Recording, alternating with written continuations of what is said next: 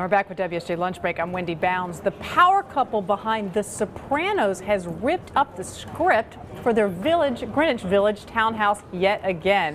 What did they arrive at? We have Nancy Keiths from the Wall Street Journal. She reports on real estate, and Christine Marcados-Lowe. She is the home's latest designer. They're both joining us. Thanks so much for being here. Let me start with you, Nancy. So what did this couple like, and what did they not like about the original design that's made them renovate it so many times? Well, their names are Robin Green and Mitchell Burgess, and they're the writers for The Sopranos and Blue Bloods.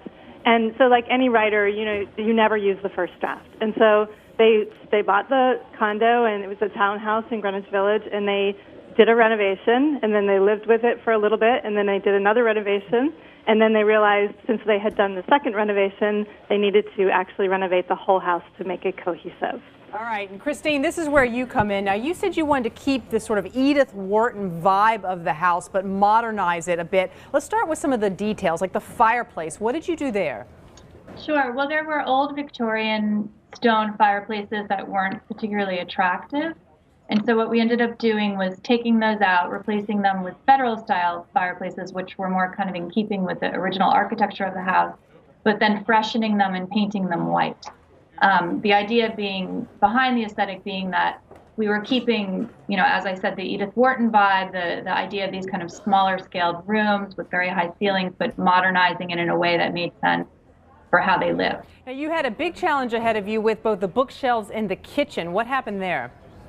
The bookshelves, the living room and dining room, which are the parlor floor of the townhouse and open to each other, were covered in bookshelves. I mean, I think almost every single wall had bookshelves in them. So I ended up removing some of those, closing the walls up, doing internal storage within the walls with the idea that we don't need to look at everything. And, their most important books and their Emmys and other things were displayed on the shelves, but the idea that the rest of it is kind of put away and can be brought out when needed.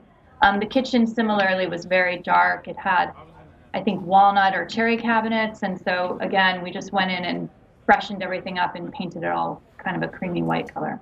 And finally, the master bedroom, you had thought about raising the ceiling there, but you figured out that would tack on about 20 grand to the bill, and they didn't want to do that. What did you do instead?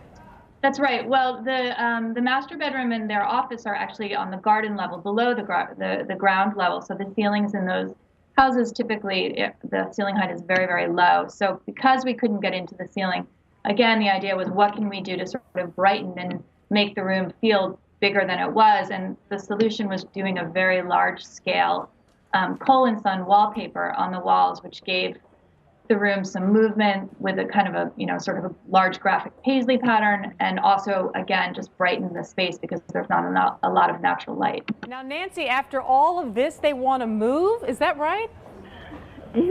Like I said, as writers, you get something right and then you're ready to move on to the next project. And, they're really happy with it. They've got the house where they want, but there's just a couple things. They'd like a view maybe, and they'd maybe like a doorman to take their mail and packages when they travel, which they do a lot.